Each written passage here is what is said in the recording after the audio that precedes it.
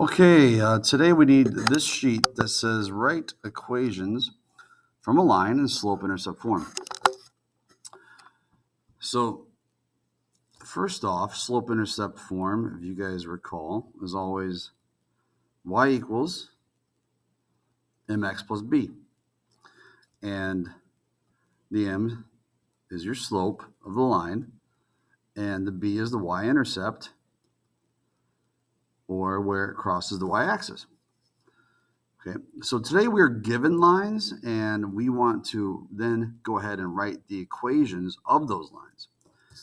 So if I'm looking at number one,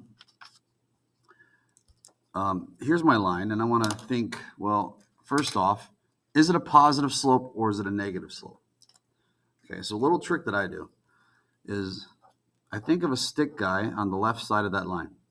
And you always walk from left to right on the line. If that stick guy has to go downhill, then we know it's a negative slope. If he goes uphill, it's a positive slope. So I know right away this has to be a negative slope. Okay, so today we're going to come over, we're going to write m equals and b equals. And the first thing you should do is identify whether it's positive or negative. It's a negative slope. So I'm going to put my negative sign, kind of waiting for my slope there. Okay, next thing I do is I look at my y-intercept, and I want to put the point where it touches the y-axis. And it's touching the point at -1. So I'm going to put that, my b is -1. Okay, for me to find the slope, I need 2 points. Well, I already have 1 point. I need to find one other point, and the other point I find, I want to make sure it goes through the corner of a box. So, for example, I wouldn't want to choose right here, because right there, it looks like it's close to, but it's not exactly. I don't want to guesstimate what it's going to be. So I'm going to go all the way down to this one. And this one clearly goes through the corner of a box. Okay, and when you're thinking, what's the slope? Well, slope is also considered rise over run. And when we say rise, that can also mean a negative rise or a fall.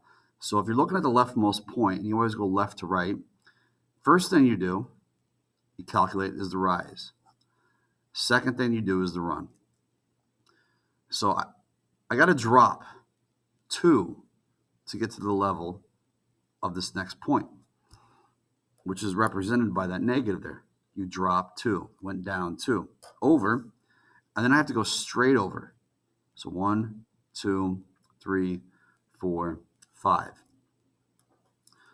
Okay, so right now my slope is -2/5. And I do want to look at that and ask myself, does that reduce? In this case, it's not going to reduce. So if it's not going to reduce, then I piece these back in my equation. So our equation always y equals. You always have that x there. That's always a given. And then our m is our slope, so that number goes in front. So -2/5. And then the b is that number that goes in back. And the b, we said it touches the y-axis at -1. So the slope and the y-intercept put together make our slope-intercept form of that equation. So my final answer for that line is y equals -2/5 x minus 1. Okay, if you go to number 2. Number 2, if you put a stick guy left side of that line, and you ask yourself, does he have to walk uphill? Does he got to walk downhill?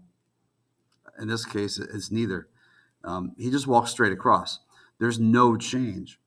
And if there's no change, I know my slope is going to be a 0. Okay, so I'm going to come over here, do m equals b equals, and I see it touches the y-axis at -1. So my b is at -1. And I need to pick another point if I wanted to figure out the actual slope if I didn't know it was 0. And I see it goes through the corner here, there, plenty of places. Let's say I choose this one. So I would ask myself, from the left point to the right point, how much do you have to rise or fall? In this case, you don't have to go up or down any to get to the level of the next point. So there's 0. And then how much do you got to run? Well, 3. And 0 over 3 is just 0. Again, I could have chosen this point there, and it would have been 0 over 5. Or here, 0 over 6. It doesn't matter. It's still going to be 0. Okay, when I put that back together, you got your x there.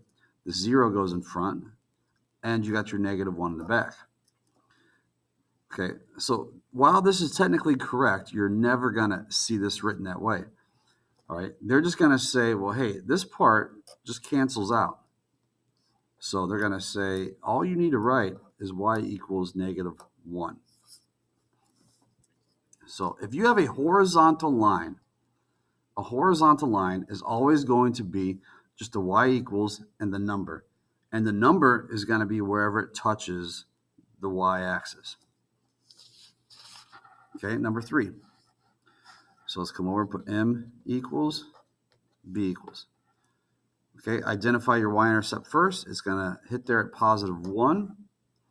And then I need to find another point there. Looks like that one goes through the corner of a box. So if I put my stick guy left side of that line, he's got to definitely walk uphill. It's a pretty steep line there. So it's a positive slope. And then I go from left point to the right point. You got to go straight up. So up straight 2. And then how much do you got to run over? 1. So 2 over 1, which just simplifies the 2. So we do want to reduce that. Okay, you come over here, put those pieces together. So it's y equals 2x, and then that's a +1. So I put +1 in the back. So my line is y equals 2x plus 1.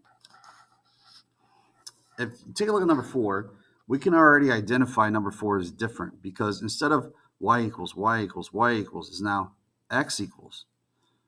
All right, and the reason for that, if you come over, put m equals, b equals, it doesn't really match up like the others have. For example, the y-intercept. Well, there is no y-intercept with this one. This one is not touching the y-axis. All right, you can have some vertical lines touch the y-axis, but that would be the y-axis. Okay, so there is none. And then my m. Well, if I put my stick guy left side of the line and I ask myself if he's going from left to right, does he walk uphill, downhill, 0 slope? You know, he can't walk that line. You know, that'd be impossible unless you just walk straight up in the air. If I was to pick 2 points, let's say I pick these 2, and maybe I start from here. So I go up 2 to get to the next level. Well, then how much do you got to run? None, because you're already there. And any number divided by 0 is no solution. Okay, in terms of slope, if it is no solution, they say the slope is undefined. Okay, so that's important. If you get a no solution like that, then it's what we call an undefined slope. So if we ask you what's the slope of this line, you would say it's undefined. And it's undefined because you're dividing by 0. Now, if you want to write the equation of that line, it's really easy. It's just all vertical lines are x equals, and it's just where it touches the x-axis. So it's going to be at 4. Because every coordinate on that line, your x value is going to be 4. Doesn't matter which one you choose, all your x values are going to be 4. Okay, that should be enough to get you guys going. So let's turn the page. You guys go ahead and do number 5, number 6, number 7, number 8, number 9, number 10, 11, 12, 13, 14, 15, and 16.